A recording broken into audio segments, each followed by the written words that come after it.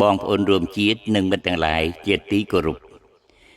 នេះគឺវត្តកំពង់មានជ័យសិរិឧត្តមព្រែកកំពូលស្ថិតនៅឃុំឋានធិអាងស្រុកត្រឹងដេខេត្តឃ្លាំងវត្តនេះបានកសាងតាំងពីឆ្នាំ1664នៅលើផ្ទៃដីជាង3ហិកតាវត្តរួមមានហោត្រៃ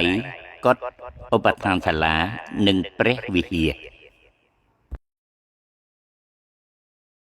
ឥឡូវសូមអញ្ជើញជនរួមជាតិឡើងទៅមើលឧបដ្ឋានសាលានេះជារូបព្រះពុទ្ធបដិមានិងអតីតព្រះចៅអធិការវត្តរួចនេះជាឫស្សីមាសម្រាប់ត្រៀមឲ្យព្រះវិហារថ្មីនៅក្នុងឧបដ្ឋានសាលានេះ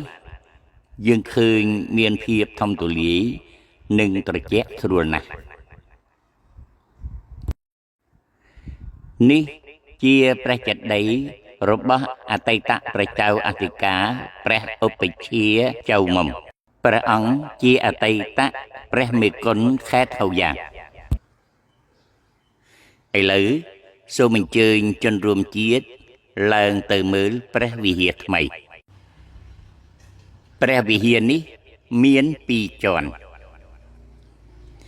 រួចនេះគឺនៅជាន់ខាងក្រោមយើងឃើញមានភាពស្រឡះស្រឡំនិងត្រជាក់ល្អណាស់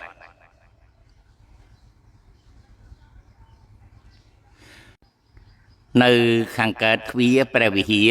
ពួកជាងកំពុងតែក្រាលឥដ្ឋឥឡូវសូមអញ្ជើញជនរួមជាតិឡើងទៅមើលជាន់ខាងលើដែលជាជាន់សំខាន់របស់ព្រះវិហារ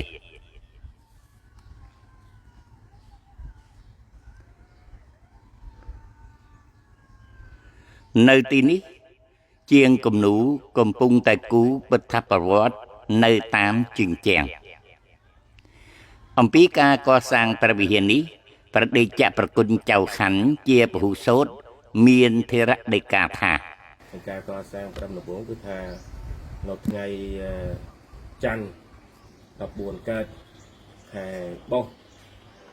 ឆ្នាំ2022ត្រូវឆ្នាំឆ្លូវត្រូវខែ1ថ្ងៃ16បាទគឺថាសម្រាប់ឲ្យហើយក្នុងឆ្នាំ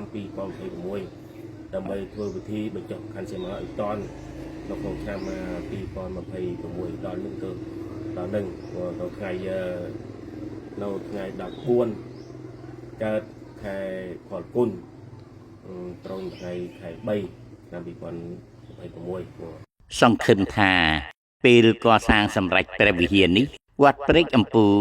នឹងបានក្លាយទៅជាអារាមដ្ឋានមួយយ៉ាងស្អាតជាទីមនោរម្យនិងប្រកបដោយបរិយាកាសដ៏បរិសុទ្ធជាទីជ្រះថ្លារបស់ព្រះសង្ឃនិងមោទនភាពរបស់បរិស័ទនៅតំបន់នេះ